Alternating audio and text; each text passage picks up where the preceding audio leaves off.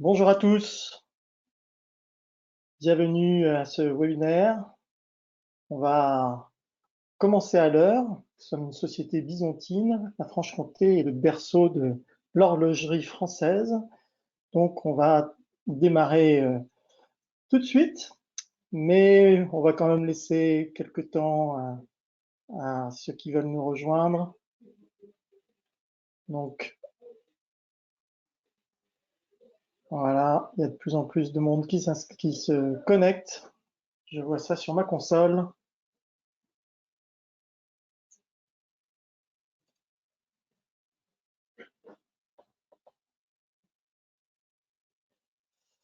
Allez, encore quelques petites secondes d'attente et on y va. Allez, c'est parti. Donc, bienvenue à ce webinaire consacré au retour d'expérience de la société ADIS, une filiale du groupe AXA, après un an d'exploitation de notre outil YEST, outil de conception visuelle et agile de test. Je suis Michel Guèze, cofondateur et dirigeant de Smart Testing, et j'ai le plaisir d'introduire ce REX, qui sera présenté par Monsieur David Metangmo de la société ADIS. Monsieur Metangmo se présentera à vous plus complètement dans quelques minutes. On commence comme d'habitude par quelques informations pratiques. Le webinaire en lui-même durera environ 35 minutes, ce qui laisse 10 à 15 minutes en fin de session pour répondre à vos questions. Ces questions, je vous remercie de les poser par écrit en utilisant la fonctionnalité questions ou chat de GoToWebinar. En fin de webinaire, au moment de la déconnexion, il vous sera présenté une courte enquête de 4 questions. Je vous remercie d'y répondre, c'est très utile pour nous aider à faire toujours mieux pour vous. Ce webinaire est donc un retour d'expérience après plus d'un an d'exploitation de notre outil YEST. Certains d'entre vous ne connaissent ni YEST ni Smart Testing, qui en est l'éditeur. Je vais donc commencer par là.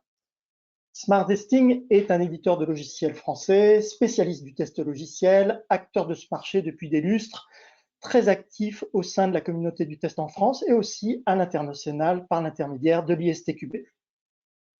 Nous avons 3 caractéristiques remarquables. 2 sont liées à notre savoir-faire et une est liée à notre positionnement.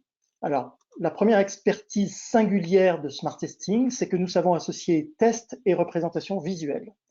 La seconde expertise, plus récente, est que nous savons mettre l'IA et autres technos de machine learning au service du test.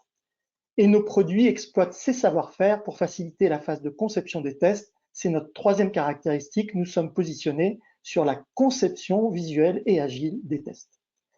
La conception de tests est une phase généralement délaissée et par les éditeurs et par les ESN. Pourtant, optimiser le test design, c'est un choix très judicieux. D'abord parce que c'est la source principale de la qualité des tests. On peut se demander à quoi cela sert d'exécuter des tests si ce ne sont pas les bons tests. Ensuite, parce qu'ayant été délaissé, cette phase du processus de test est un énorme réservoir d'efficacité totalement inexploité. Enfin, parce qu'optimiser la conception de tests agit comme un multiplicateur des bénéfices de l'automatisation des tests en exécution. Alors, au fait, parmi vous, qui a déjà envisagé d'optimiser la conception de tests sur son projet ou celui de son client pour les consultants d'ESN? Je vous propose un petit sondage express que je lance tout de suite. J'espère que vous le voyez et je vous propose d'y répondre. Allez, ne soyez pas timide, n'hésitez pas, donnez vos réponses. Ah voilà, ça monte. Ah, mais je suis très content de voir ces résultats. Très bien. On a une forte tendance qui se dégage avec 45% de oui et on y travaille activement, 42% oui mais pas encore en place et seulement 15% de non. Formidable. Cela constitue un réservoir de chiffre d'affaires pour Smart Testing dans les mois à venir. J'en suis ravi. Merci à tous de vos réponses. Alors, je continue pour ceux qui ne connaissent pas YEST en leur disant ce que c'est. Alors, YEST, c'est un atelier de développement de test qui met en œuvre des représentations graphiques. Personnellement, j'aime bien dire de Yes que c'est l'IDE du testeur. Les développeurs ont leur IDE et sont rapides grâce à lui. Pourquoi ne pas donner également un IDE destiné spécifiquement aux testeurs, un atelier de développement destiné aux testeurs et qui fonctionne selon des principes somme toute classiques qui sont divisés pour mieux maîtriser. Avec Jest, les composants qui forment les scénarios de test sont traités séparément. La séquence des actions de test qu'on veut tester dans le parcours applicatif est représentée sous forme graphique. Quand il y a un embranchement dans ce parcours, c'est une table de décision qui exprime les règles métiers et fait que le scénario part à droite ou se poursuit. Ces règles métiers, elles mettent en œuvre des données qui sont définies dans des tables également à part. Et on peut même détailler le mode opératoire de l'exécution manuelle des tests de façon séparée pour, au final, obtenir deux niveaux de lecture de test, un niveau plutôt métier pour les business analysts pour leur revue et un niveau pour l'exécution manuelle.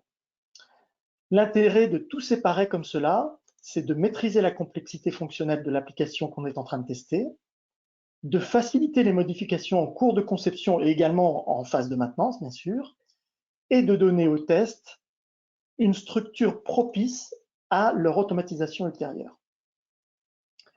La suite se fait de façon largement automatique, génération automatique des tests et publication automatique dans votre outil de gestion et vos outils d'automatisation. Dernier point, les représentations graphiques de Jest étant très efficaces pour aligner les acteurs du projet. On dit souvent qu'un bon dessin vaut mieux qu'un long discours. Jest les synchronise dans Jira avec notre app Yes4Jira afin que l'équipe agile s'appuie dessus pour discuter et formuler le besoin du sprint à venir. Voilà, ces éléments de base étant rappelés pour ceux qui ne les connaissaient pas, je vais maintenant passer la parole à David Metangmo pour le REX proprement dit. Donnez-moi quelques secondes pour la petite manip que je dois faire. Voilà, hop.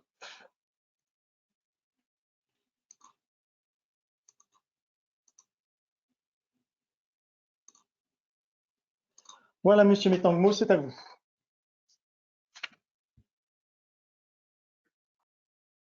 Merci, monsieur Guez. Est-ce que vous voyez tous mon écran? Très bien.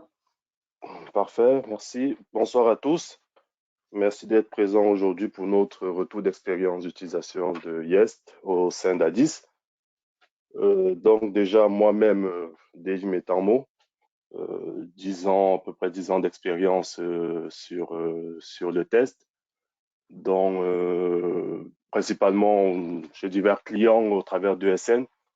Et également, j'interviens en tant que formateur sur le test pour des universités ou des organismes de formation.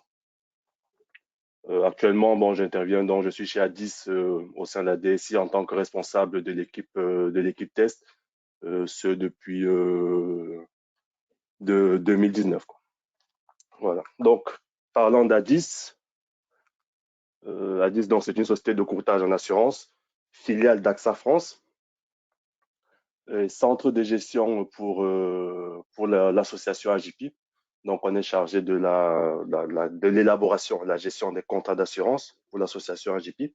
Donc, cela comprend la définition du produit, la gestion des contrats, mise à disposition des outils et des moyens de commercialisation donc pour les agents et des outils pour nos rédacteurs en interne pour la gestion de ces contrats, le cycle de vie du contrat.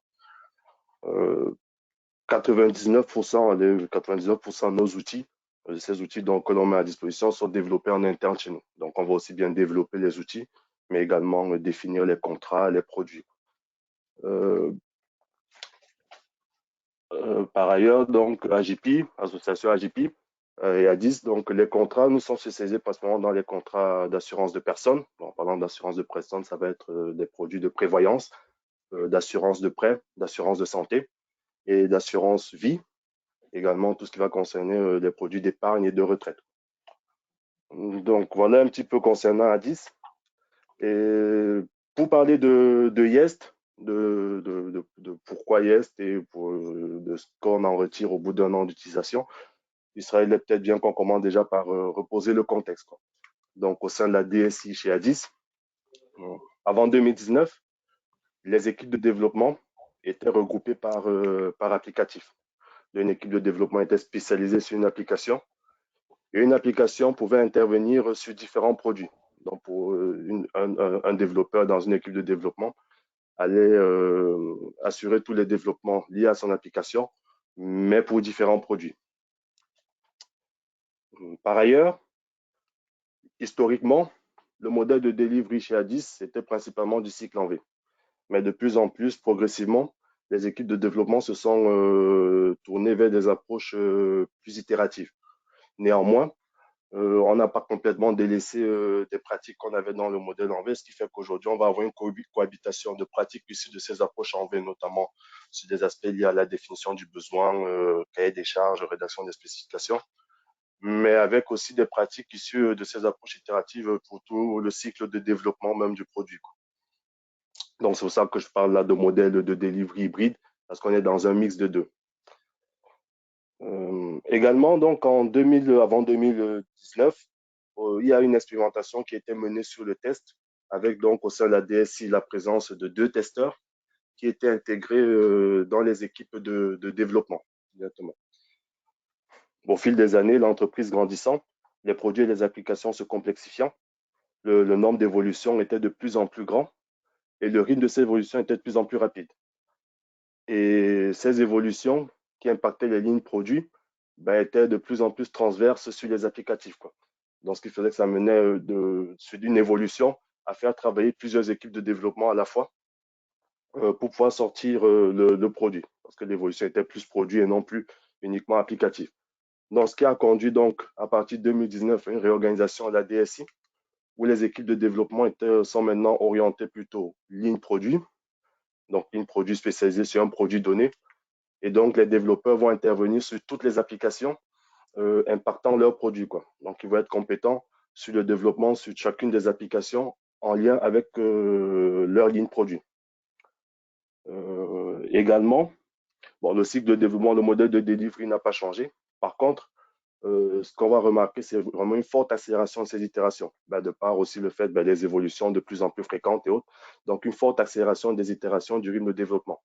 Mais également, depuis 2019, donc, on est dans une démarche, bon, ça a commencé un peu plus tôt, mais ça s'est vraiment accéléré en 2019, une démarche d'amélioration de notre rythme de delivery et de notre modèle de delivery. Et donc, là-dessus, nous passons d'une architecture d'applicatifs monolithiques vers des applications orientées microservices.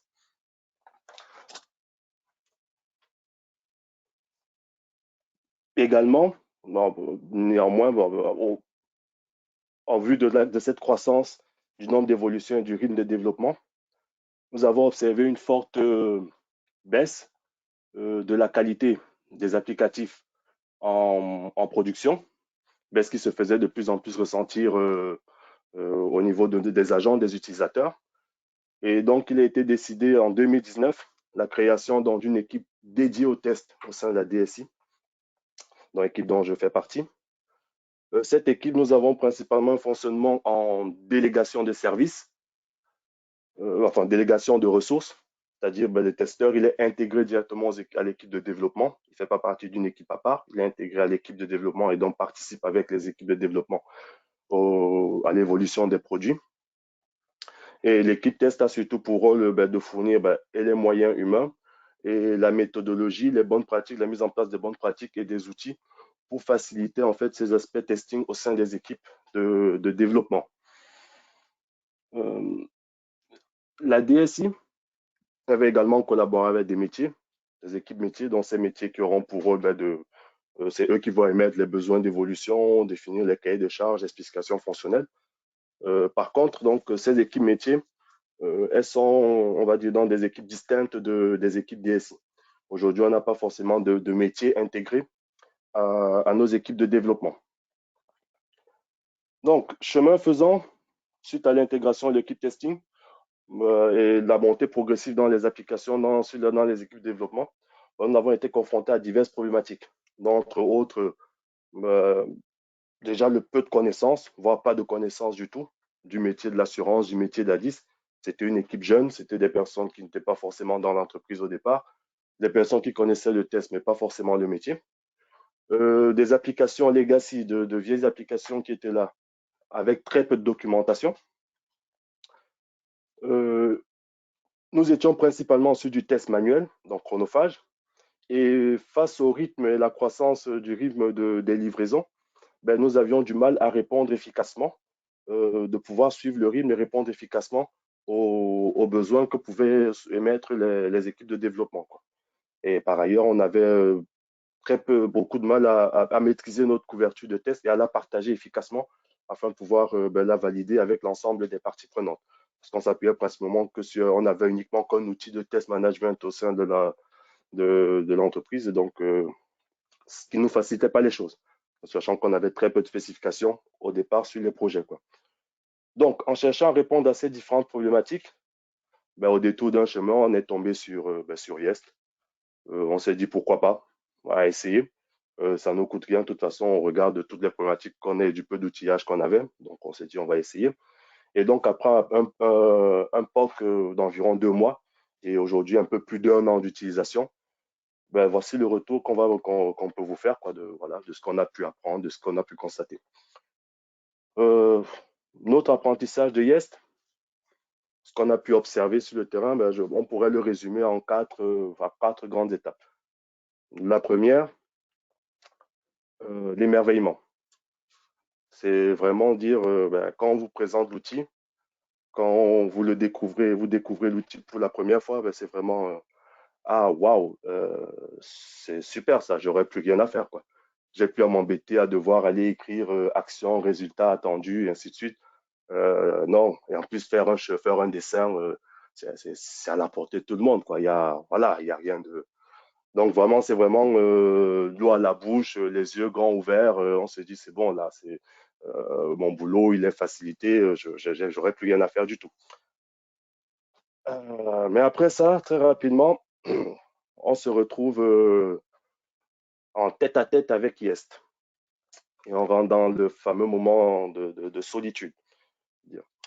Je me souviens, moi, la toute première fois où j'ai utilisé Yest, c'était un dimanche midi. Je devais donner justement cours dans une des universités le lendemain, le lundi. Je me suis dit, tiens, je leur présenterai peut-être Yest. Donc voilà, je vais prendre l'outil et je vais essayer. Je vais essayer de faire un parcours histoire de pouvoir m'entraîner pour leur présenter. 3 heures après, j'avais pas pu tracer le moindre schéma, quoi. Le moindre trait, j'avais rien pu dessiner. Pourtant, c'était une spécification des plus simples qu'il pouvait y avoir, quoi. Avec le recul, en analysant un peu tout ça, et c'est des situations qu'on a observées un peu chez toutes les personnes chez nous qui sont montées en compétences UIS, je peux dire que cela est dû au fait que IS n'est pas forcément complexe, mais c'est qu'il y a une certaine tournure d'esprit à prendre et qui peut être un peu plus difficile pour des personnes expérimentées qui ont déjà fait du test manuel. Parce qu'il y a besoin de. C'est un outil de modèle-based testing, c'est certes. On peut avoir un modèle BPMN et le donner à IS, il va pouvoir nous générer nos cas de test. Mais il ne se limite pas qu'à ça. Et je pense que c'est ça aussi qui fait toute la puissance de l'outil. Typiquement, nous, on n'a pas du tout de modèle BPMN au sein de notre entreprise. On n'a pas de modèle sur lequel s'appuyer pour générer nos tests. Donc, on doit vraiment nous-mêmes penser à cette conception. Mais Yes va donc nous permettre de nous-mêmes modéliser ce qu'on veut tester. Et c'est surtout ça ce qu'on souhaite tester. Mais aussi de modéliser le plus petit bout de fonctionnalité. Et ce qui peut être dérangeant au début pour quelqu'un qui est habituellement dans la conception manuelle, on s'attend à voir tous les tenants et les aboutissants de notre spécification, de notre logiciel, savoir exactement comment ça doit se comporter dans sa globalité avant de commencer à écrire nos cas de test. Ben, l'AIS, c'est tout l'inverse. C'est vraiment dire, je commence petit et j'enrichirai plus tard, quoi. Et c'est là où il y a vraiment ce switch-là qui a besoin d'être fait lorsqu'on a une certaine expérience, quoi. Et ça, c'est pas évident au départ. Pour certains, ça peut être un peu plus complexe que d'autres, quoi. Des personnes juniors qui n'ont encore jamais fait de test, ils y arrivaient beaucoup plus facilement que d'autres qui étaient plus expérimentés. Mais quand on se faisait accompagner, quand on avait quelqu'un qui maîtrisait, qui pouvait nous aider et donc nous amener à voir différemment que ceux dont on a l'habitude de penser, le formatage qu'on a pu avoir, ben, les choses se passaient plutôt bien. Et donc, ben, une fois qu'on a réussi à traverser ce cap-là, on a réussi à traverser ce désert, vient en fait la troisième étape de voilà, la révélation en fait. Une fois qu'on a ce déclic, qu'on arrive à découvrir réellement l'outil et à rentrer dans toutes les composantes, ses capacités, nous en avons dégagé des choses vraiment pas mal. Déjà, l'outil, aujourd'hui, je le qualifierais vraiment d'IDE pour le testeur. C'est le principal outil sur lequel il travaille. J'ai des levées de bouclier de mes testeurs lorsque j'évoque le fait d'arrêter. Hier, justement, on a fait un reste début d'année sur les un an. Au bout d'un an de Yest, qu'est-ce qu'on en fait? C'était non catégorique. On continue avec Yest, quoi. Il y a pas, c'était même pas une option, quoi. Nous avons aussi eu des gains sur le temps d'exécution, des gains de temps. Déjà, dans la conception initiale même d'un test, euh, nous observons des gains euh, sur cette conception. Un cas qu'on a eu typiquement où on avait une conception manuelle à faire. Au bout de 2 jours et demi, on n'avait pas terminé. Mais avec Yest, euh, fait par un testeur qui ne maîtrisait pas encore Yest, c'était vraiment notre démarrage avec Yest. Au bout de 6 heures, il avait terminé cette conception-là. Euh, Également, d'autres gains, surtout et là où je vois un vrai intérêt pour nous, c'est sur la maintenance de nos tests, la maintenance ou la modification de tests existants. Donc, j'ai peut-être fait un premier parcours et maintenant, il faut que je le modifie, que je l'enrichisse, que je le modifie, quoi. Euh, Là, un exemple, là, il y a encore 2 semaines, on avait une fonctionnalité qui bougeait en une semaine, qui a bougé 3 fois, qui a changé 3 fois et des changements pas anodins, quoi. C'est vraiment des changements qui modifiaient complètement la philosophie de la fonctionnalité, quoi. Mais pour nous, la première conception qu'on avait faite au tout début de la spécification, on avait plus de 504 tests, voire même plus en fonction de si on le mettait dans un sous-parcours ou pas. Bref.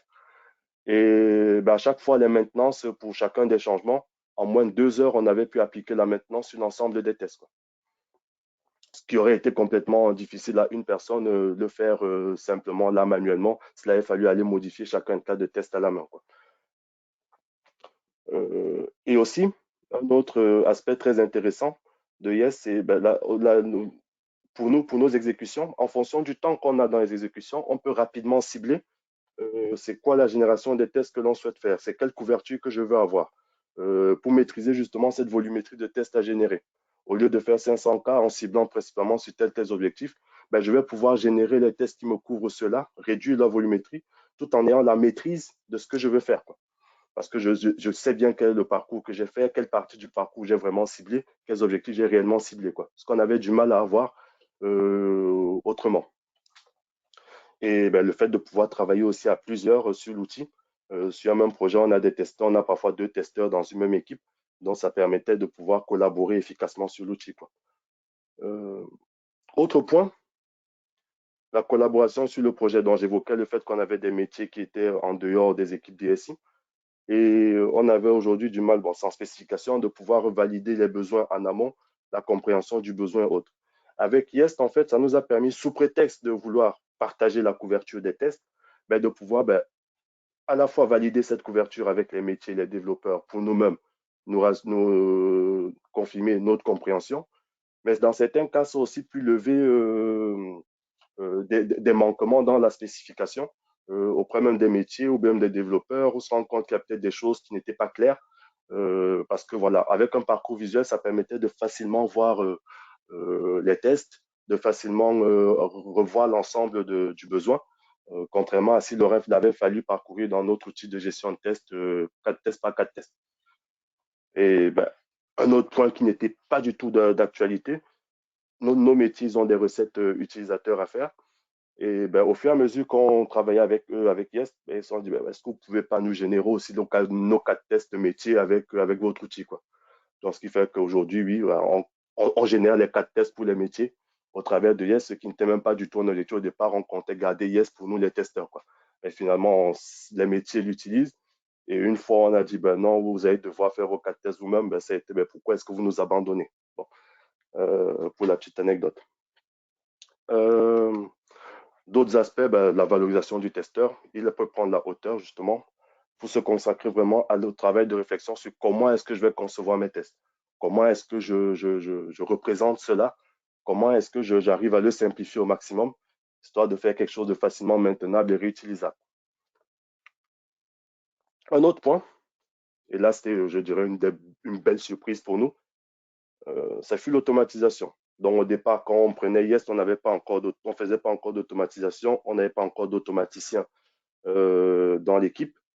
Et quand on a décidé d'y arriver, c'était mi-2020, Yest proposait des choses pour l'automatisation qu'on a essayé.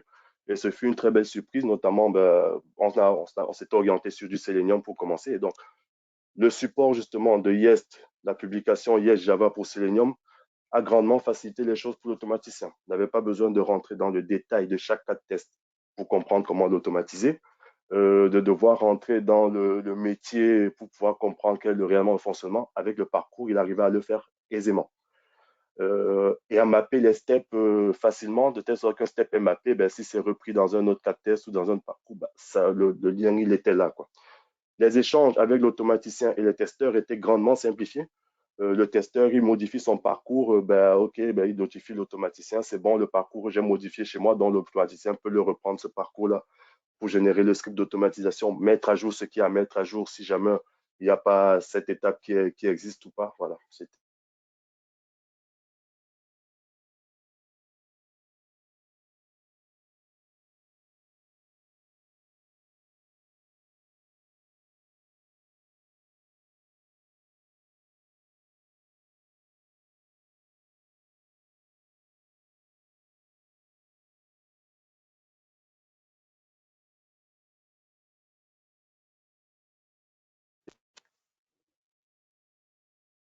Vous m'entendez?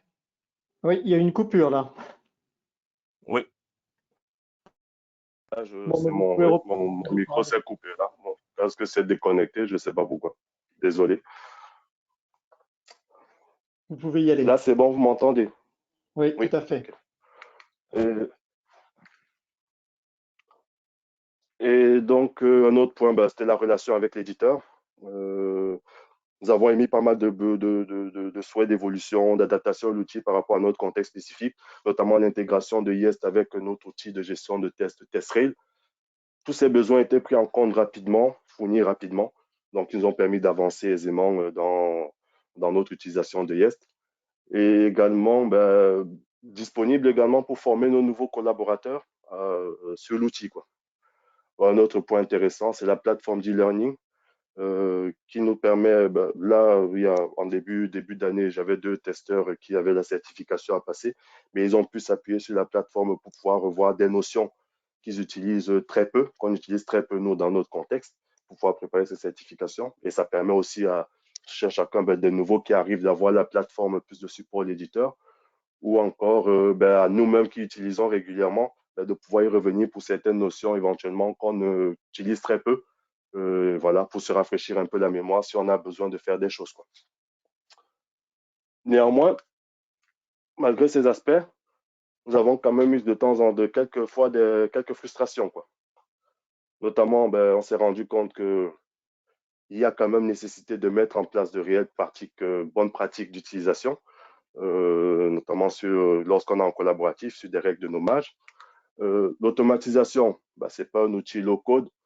C'est vrai que dans les mails qu'on avait et tout, on se disait peut-être qu'il va pouvoir nous faire tout seul, mais en fait non, il y a quand même besoin de faire du scripting à côté. Ce n'est pas le but de l'outil non plus, c'est sûr.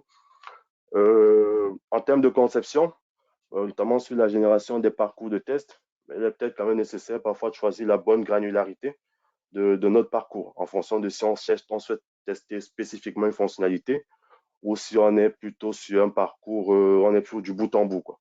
Donc vraiment bien sélectionner où est-ce on veut se positionner. Parfois, on a aussi eu à découvrir certaines astuces de Yest, de fonctionnalités, un peu tardivement, fonctionnalités plutôt pratiques, quoi. Mais bon, on aurait peut-être dû nous-mêmes proposer la question assez rapidement, soumettre notre problématique un peu plus tôt à l'éditeur. Sinon, au global, suite à tout cela, est-ce que nous, on compte continuer avec Yest? Ça, c'est oui. Je crois que si je m'amuse à dire qu'on ne le fait pas, mon équipe me trucide. Nous, on continuera avec Yest, ça, c'est une certitude. Mais vers où est-ce qu'on va aller aujourd'hui? On compte l'ouvrir, nous, de plus en plus à nos métiers, notamment via le plugin Yes for Jira, pour tout ce qui va être définition des cas de test métier, au moins lorsqu'il rédige les spécifications. Ou alors, bah, sur certains périmètres où on commence des approches via des ateliers de Amigos, bah, de pouvoir supporter en fait cette définition de critères d'acceptation via Yes, quoi. Et donc, depuis le plugin Yes for Jira, qui est accessible à tout le monde, Pour les aspects automatisation, aujourd'hui, on souhaite pousser les testeurs des équipes à aller un peu plus vers de l'automatisation de tests. Et donc, on est en train de travailler justement sur lequel des publishers on va utiliser. Publisher Java, ce serait un peu trop complexe pour eux. Donc, on est en train de voir si on peut pas utiliser plutôt les publishers pour Cucumber ou Robot Framework, qui sont un peu plus user-friendly pour nos testeurs, quoi, qui sont pas forcément des automaticiens. Et après, sur les aspects conception de test, ben, il y a un point qui remonte tout le temps au sein de l'équipe, c'est de pouvoir avoir des revues de conception entre pairs. Donc, on est en train de travailler justement sur comment est-ce qu'on peut réussir à mettre en place là, sous forme des ateliers craft, comme on peut l'avoir en développement, avoir vraiment cette partie-là pour le test, des revues de conception YEST entre nous et comment voilà, s'appuyer sur les bonnes pratiques, comment revalider l'application des bonnes pratiques, quoi. Et après, bon, faire évoluer aussi notre écosystème. Bon, ce n'est pas Yes qui nous oblige à faire évoluer. On souhaitait déjà changer d'outil de gestion de tests. Maintenant, on s'est dit, bah, tant qu'à faire avec Yes, pourquoi pas aller vers des outils déjà pleinement intégrés à Yes qui nous permettraient de profiter complètement des fonctionnalités proposées, notamment avec Yes for Jira, Jira et X-Ray, pour pouvoir avoir toute la vision entre la conception, l'exécution, l'état d'avancement, de couverture de mes exigences automatiquement, quoi, au sein de Jira. Voilà ce que je souhaitais vous présenter comme retour d'expérience. Je ne sais pas si vous avez des questions. Moi, je suis disponible pour y répondre. Bon, mais merci beaucoup, Monsieur Metangmo, pour avoir tenu, mais alors à la perfection le timing. On avait dit qu'on offrirait une fenêtre d'une 10-15 minutes de questions et c'est exactement où on en est. Alors, j'ai pas mal de questions là qui sont arrivées, donc je vais vous les poser, puis je vous propose d'y répondre. Il y a eu une question qui dit votre équipe à la base était relativement petite. Pensez-vous que Yes pourrait être utilisé à une échelle plus grande? Je dirais oui. Après, il y aura de l'accompagnement pour amener toutes les personnes à monter en compétences au même rythme sur l'outil. Mais une échelle plus grande, oui, et notamment via la collaboration, les outils de collaboration donc on a dans YEST, le support via guide, du versionning et autres, c'est grandement facilité. Euh, et en termes même de vue sur les tests, je pense qu'ayant même une équipe plus grande sur les parcours, ça pourrait être plus que bénéfique en fait. Parce que ce serait des parcours visuels, ils pourraient plus facilement échanger s'ils travaillent sur les mêmes périmètres ou si ils doivent reprendre chacun le périmètre d'un autre à un instant T. C'est beaucoup plus simple d'appréhender via des parcours visuels, ce que nous avons eu typiquement avec des personnes qui passaient d'un périmètre à l'autre, il y est arrivé des fois. C'était plus simple quand c'était sous des parcours yes que s'il fallait rentrer dans des cas de test qu'on ne comprenait pas forcément. Et on avait forcément du mal à voir comment est-ce que les choses s'enchaînaient, quoi, quand on ne maîtrise pas le périmètre. D'accord. Alors, j'ai d'autres questions. Elles arrivent en batterie en plus, là. Euh, une question de quelqu'un que je connais bien. Merci, Dominique. Avez-vous dû revoir les parcours Yes pour passer à l'automatisation? On a dû les revoir parce que comme on n'avait pas d'automaticien au départ, c'est un peu comme lorsqu'on est en test manuel, il y a une façon d'écrire les tests pour faciliter l'automatisation. Donc, c'était juste une façon d'organiser les parcours. Pour le testeur, comme testeur manuel, il allait tout de suite à exactement ce qu'il voulait tester. Pour l'automatisation, pour vraiment faciliter le travail de l'automaticien derrière l'association entre ces scripts et autres, il fallait peut-être redéfinir des étapes, par exemple la connexion et autres, repositionner ces blocs-là de façon à ce que derrière ce soit fluide pour l'automatisation. Mais c'est juste ça qu'il a fallu revoir et donc donner ces bonnes pratiques de conception aux testeurs, ce qui est appliqué maintenant lorsqu'ils font leur conception de test. Mais voilà, c'est venu parce qu'au départ, on n'était pas dans une optique d'automatisation des tests, donc on a découvert ce travail-là par après, quoi. D'accord. Ok. Je suis toujours, euh, euh, je prône toujours le fait que l'automatisation des tests n'est pas le sujet seulement des automaticiens de test et qu'effectivement, ça doit se décider et se définir en début de projet. Donc, c'est exactement ce que vous dites. Euh, une autre question, combien de temps a duré la traversée du désert? Je prends le cas de la traversée du désert. Bon, comme dit, ça dépend vraiment des personnes. J'en ai certains, j'ai un alternant qui est arrivé, lui, en même pas 2 jours, il arrivait déjà à faire des parcours dans Yest. Aujourd'hui, j'ai certaines Ça personnes. s'appelle la plage, hein, c'est plus un désert, hein. Euh, J'en ai d'autres aujourd'hui qui ont démarré chez nous là avant le deuxième, enfin le confinement de novembre là. Et donc, qui malheureusement travaille depuis Lille. On a un peu de mal à l'accompagner, vu la distance et autres, à trouver du temps pour réussir à l'accompagner sur la montée en compétences. Donc, pour l'instant, on a dit laisser tomber. Ça varie vraiment entre les personnes, mais on a rarement eu, sauf cas, voilà, cas spécifique là, dû au contexte, dû à la situation actuelle et à la disponibilité. Les gens, quand ils étaient vraiment à fond dessus, on en a certains, ouais, c'était maximum une semaine, hein, même pas. Et puis, et dit une semaine, c'est vraiment pour qu'ils arrivent à se dire, c'est bon, maintenant, j'arrive à tout faire tout seul, quoi. D'accord. Mais Bon, ça reste raisonnable donc. Et une autre question, comme j'en ai beaucoup, je vous presse un peu. La mise en œuvre de Yest est-elle conditionnée par des spécifications avec un formalisme particulier en entrée? Bon, à moi, ça, je peux non. répondre non, hein, mais, mais je vous Non. laisse répondre. Non. Je dis ça typiquement chez nous, on a des périmètres où on a peu de specs, voire pas du tout. D'autres où on en a qui sont écrites soit sous forme d'user story, soit juste un simple ticket Jira, soit c'est tout un gros cahier de charges. Il n'y a vraiment pas de formalisme, puisque on ne se, c'est au testeur, voilà, de définir en fait son cas de test. Ce qui représente, c'est le cas de test qu'il veut faire.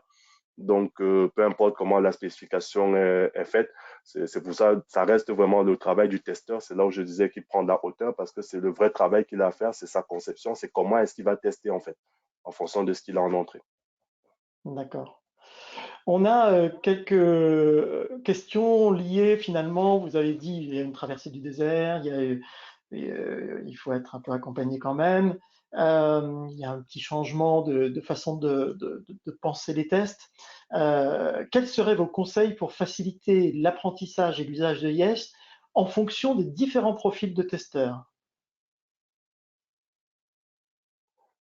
Hum, bon, là, qu'est-ce qu'on Question entend par difficile, hein? différents profils de testeurs? C'est junior et expérimenté ou c'est autre chose?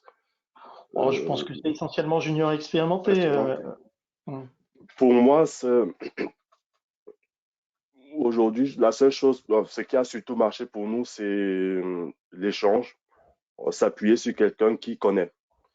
Parce qu'habituellement, on se rendait compte quand on était bloqué face à un problème, c'est que il faut réussir en fait à déconstruire une autre façon de penser sur certaines choses.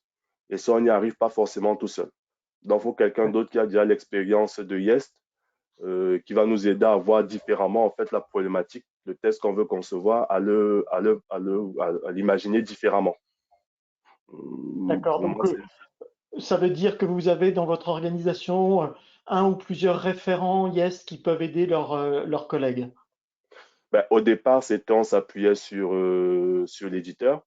Et au fur et à D'accord. mesure que des gens en interne sont montés en compétences, ben maintenant, c'est d'autres en interne qui accompagnent les nouvelles personnes, quoi. Hmm. D'accord. Euh, Plus largement, j'ai une autre question justement sur la conduite du changement. Est-ce que euh, vous pensez que une société qui adopterait Yes devrait se faire accompagner se faire accompagner pour accompagner le changement qu'apporte la solution au sein de l'entreprise. Euh, Bah, tout dépend jusqu'à quel niveau on veut pouvoir pousser cette solution-là. Si on considère qu'elle s'arrêtera juste au niveau du testeur, ben, ça peut être un accompagnement juste pour les testeurs. Donc, si ça reste vraiment l'outil du testeur et l'utilisation qu'il va en faire. Maintenant, si on veut l'ouvrir beaucoup plus largement, euh, moi, je déconseillerais notamment la partie Est Teams de l'ouvrir plus largement parce que ce serait un trop gros changement pour d'autres personnes. Il n'y a pas de bénéfice là. Par contre, pour la partie Yes for Jira, si on est sur l'utilisation de Jira avec des spécifications définies dans Jira et autres, ça peut être intéressant, mais il faut un accompagnement. Maintenant, c'est à voir en fonction de l'appétence de l'équipe, si elle est déjà autonome pour pouvoir le faire ou alors si elle pense qu'elle a besoin d'accompagner les personnes, quoi. D'accord. J'ai pas de. Euh, allez, on a encore 4 minutes avant 18h15. J'ai encore plein de questions là. Et une d'entre elles est très intéressante. Comment gérez-vous l'aspect collaboratif des projets YEST? Donc, vous avez mentionné que vous utilisez Git. Mhm. Ben, c'est principalement via Git avec avec Git toute la partie comment on dit déjà euh, gestion des mises à jour, des push. C'est Mhm. principalement ça, quoi. On est notifié lorsqu'il y a quelqu'un qui a fait une modification, lorsqu'il y a eu une nouvelle version qui a été publiée sur Bitbucket. Donc, on peut automatiquement aller récupérer. Yest nous fait automatiquement la comparaison. Est-ce qu'on va appliquer les modifs ou pas? Ou lorsqu'on pousse, c'est vraiment comme un outil comme un IDE de développeur où il va pouvoir voir quelles sont les différences et autres et pouvoir appliquer les modifs ou pas s'il le souhaite, quoi. Donc, tout est fait au travers de l'outil et c'est plutôt bien fait, quoi. On peut choisir exactement les modifs que l'on souhaite récupérer ou pas, ou celles que l'on souhaite pousser, quoi. D'accord. Allez, on va prendre encore deux autres questions parce que je suis obligé de les choisir, hein, je suis désolé. Euh, euh, Avez-vous utilisé Yes sur tous les niveaux de tests, comme par exemple les tests de composants, les tests d'intégration, les tests de bout en bout, etc., etc. C'est une bonne question, ça. Non. Test de composants, non. Sur D'accord. test composant, j'entends test unitaire, non, pas à ce niveau-là. En tout cas, pas écrit de test pour des tests de composants en tant que tel. Après, bon, c'est une autre problématique qu'on pourra avoir dans notre organisation des tests aujourd'hui, où on n'a pas forcément tous les niveaux de test ne sont pas forcément réellement abordés. Mais néanmoins, ce qu'il en ressort de notre utilisation, c'est que en termes de tests fonctionnels, que ce soit du test système, test fonctionnel, Jest s'adapte bien. Du test bout en bout, on en fait avec. Et le bout en bout ou bien un test système, ça peut être vu aussi bien depuis une IHM ou alors c'est définir un parcours fonctionnel, mais qui sera testé au travers d'une API, quoi. Nous avons aussi eu des automatisations de tests fonctionnels via des API. Il n'y a pas forcément un publisher vers un outil d'API, mais ça n'empêche qu'on peut automatiser derrière via une API. Donc, Deux autres questions pour finir. Jest devient-il le référentiel des cas de test?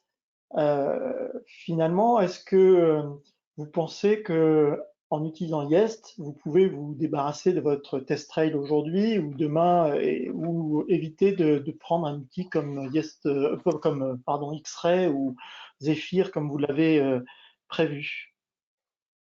Jest supporte la conception de tests, pas votre exécution.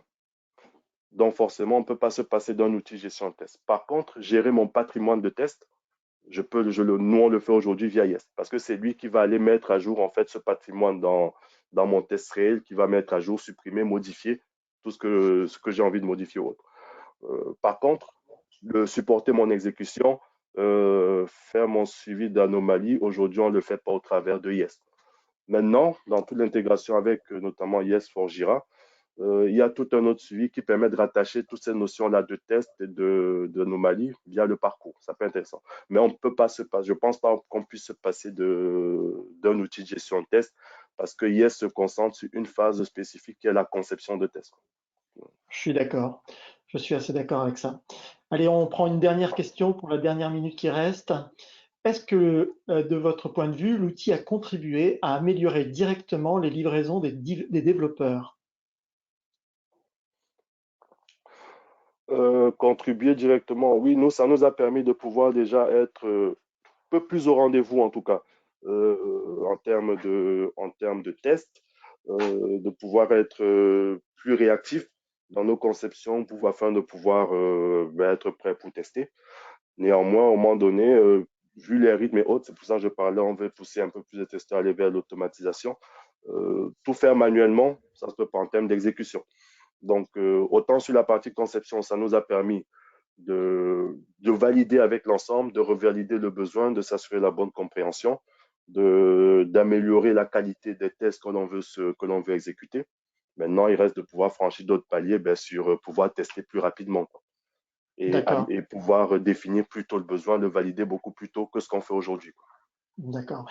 Donc, effectivement, l'idée, c'est d'accélérer la boucle Mhm. pour que vous ayez des retours très, très rapides faits aux développeurs et Au ce qui développeur. contribuera évidemment à améliorer leur delivery.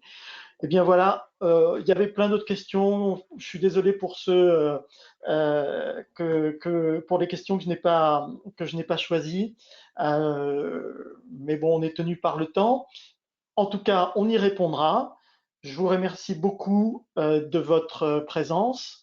Et puis, comme je vous l'ai dit, n'hésitez pas à remplir la petite enquête qui vient au moment de la déconnexion. Je remercie beaucoup Monsieur Metangmo pour ce retour d'expérience. J'espère qu'il vous a été utile, qu'il vous a apporté des informations intéressantes. Et puis, évidemment, n'hésitez pas à nous contacter si vous voulez essayer Yest, l'adopter. De toute façon, l'essayer, c'est l'adopter. Donc, n'hésitez pas à nous contacter pour cela. Il y a beaucoup de bénéfices à retirer de l'optimisation de la conception de test avec notre outil. Merci encore, Monsieur Metangmo. Et donc, bonsoir à tous, portez-vous bien et à bientôt pour un nouveau webinaire avec Smart Testing. Merci à tous. Bonsoir.